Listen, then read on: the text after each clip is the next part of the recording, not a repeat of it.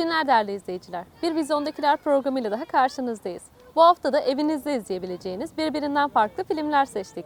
Dilerseniz öncesinde kısaca bir göz atalım.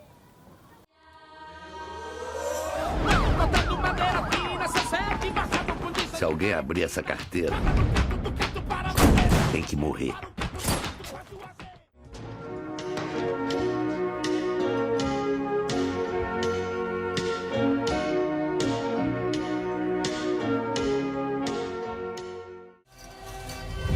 There's a lot of people out there who don't understand what we do here.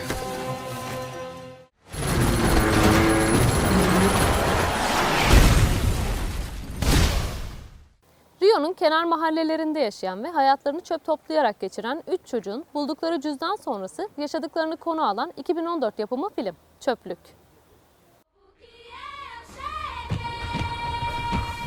My name is Rafael. I am 14. I work in the trash. İngiliz yazar Andy Mulligan tarafından yazılan aynı isimli romana dayanan film, içinde devletin de olduğu bir yolsuzluk hikayesine odaklanıyor. Ön planda 3 çocuğun yer aldığı ve en önemlisi de yoksulluk içinde doğmuş, annesiz, babasız bir şekilde hayatına devam eden Raphael, Gardo ve Rat isimli yakın arkadaşlar, kendilerinden büyük ama yüreklerinden büyük olmayan bir belanın içine sürükleniyor. 14 yaşındaki Raphael, çöpleri karıştırarak yaşamını sürdüren yüzlerce çocuktan sadece biridir. Yine böyle bir günde çöplerin arasında sağlam bir şeyler ararken bir cüzdan bulur. Cüzdandaki parayı alır ama içindeki diğer kağıtlar, fotoğraflar ve anahtarlar da ilgisini çeker ve onları saklar. Ertesi gün çöplüğe gelen polislerin kayıp bir cüzdan aradıklarını öğrendiğinde bulduğu cüzdanın gerçekten de içindeki paradan daha çok değerli şeyler taşıdığını anlar. Raphael, yapbozun parçalarını tamamladıkça bir yolsuzluğu ve bununla mücadele eden devrimcilere ulaşacaktır. Arkadaşları bu mücadelede küçük Raphael'e yardım edecek ve adaleti sağlamaya çalışacaklardır. 3 Oscar adaylığı olan Stephen Darley'nin filmi eğlenceli bir serüven olarak başlayıp sıkı bir suç filmine dönüşüyor. Senaryosu ise Richard Curtis'e ait olan filmin yan rollerinde Rooney Mara, Martin Sheen gibi sürpriz isimler yer alıyor.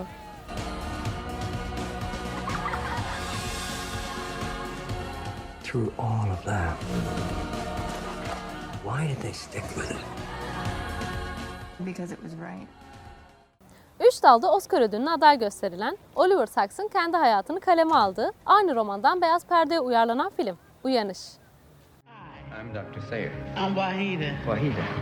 I'd like to ask... I was born in 1911 in Kingsbridge, New York. Oliver Sacks'ın kendi hayatını kaleme aldığı aynı isimli romandan sinemaya uyarlanan film, ömrünü bilime adayan asosyal bir doktorun icat ettiği bir ilaç sayesinde değiştirdiği yaşamları anlatır. Nörolog Malcolm Sayer, yeni çalışmaya başladığı bir hastanede daha önce görmediği tarzda bir hastalığa sahip bir grup hastayla karşılaşır.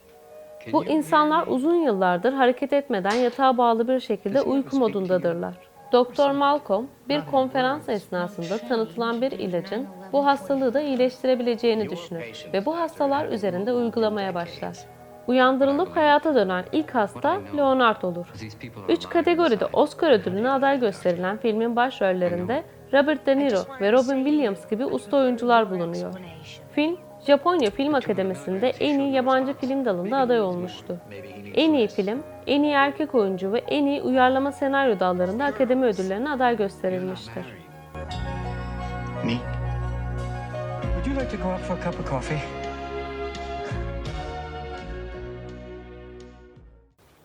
Yönetmen Salvador Calvo'nun 3 farklı hikayeyi bir arada anlattığı 2020 yapımı filmi Adu. Do you know the problem with Africa, Mateo? They all leave. Can you run? Film, Afrika'nın Avrupa'ya göçüyle ilgili 3 hikayeyi iç içe geçiriyor. 6 yaşındaki bir çocuk ve ablası, bir uçağın kargo bölümünde kendilerini kaçırmak için bir piste bekleyerek Avrupa için Kamerun'dan kaçmak için umutsuz bir girişimde bulunur. Understand what we do here. Uzak olmayan bir yerde yasa dışı avlanmaya karşı bir aktivist ölü bir filin korkunç sahnesini keşfeder. Dişleri çıkarılır. Yasa dışı kaçak avcılığa karşı savaşmanın yanı sıra ülkeye yeni gelen kızıyla da sorunlarla yüzleşmek zorunda kalır.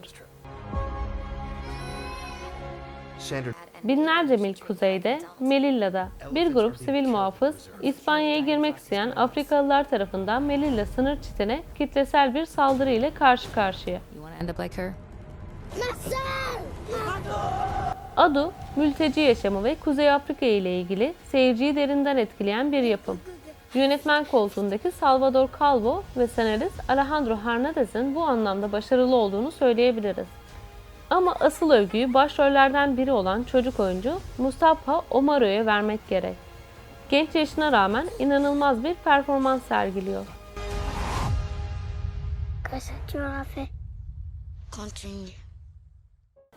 Son olarak da fantastik bilim kurgu türünde film sevenler için Brad Pitt'in hem başrolünü hem de yapımcılığını üstlendiği 2013 yapımı film Dünya Savaşı Z. Does it live in a jungle? No. Brad Pitt'in hem başrolü hem de yapımcılığını üstlendiği film, insanlar ve zombiler arasında yaşanan sıra dışı bir savaşı odağına alıyor. Film, Max Brooks'un aynı adlı kitabından uyarlanmıştır. Gary, ailesiyle birlikte mutlu bir hayat sürdürmektedir. Bir gün arabaları trafikte sıkıştığında her zamankinden farklı olarak yolunda gitmeyen bir şeylerin olduğunu fark ederler. Güney Kore'de ortaya çıkan bir virüs, insanları yaşayan ölüler haline getirmektedir ve insanları ikiye ayırır. Tehlike hızla yaklaşmaktadır. Ailesini güvenli bir bölgeye yerleştiren Birleşmiş Milletler çalışanı olan Gary, ikiye ayrılan dünyayı kurtarmak için dünyayı dolaşacak ve bunu yaparken hayli kısıtlı olan zamana karşı yarışacaktır. Dünya Savaşı Z, 2 Haziran 2013 tarihinde Londra'da premierini ve 35. Moskova Uluslararası Film Festivali'nin açılışında gösterilmiştir. Amerika'da 21 Haziran 2013 tarihinde 3D olarak gösterime sunulmuştur. Ayrıca en iyi korkutucu sahne dalında MTV Film Ödülü almıştır. How do we know they're coming? They're coming. Ready? Bu haftaki filmlerimiz bunlardı. Umarım izlerken keyif alırsınız. Gelecek hafta görüşünceye dek hoşça kalın.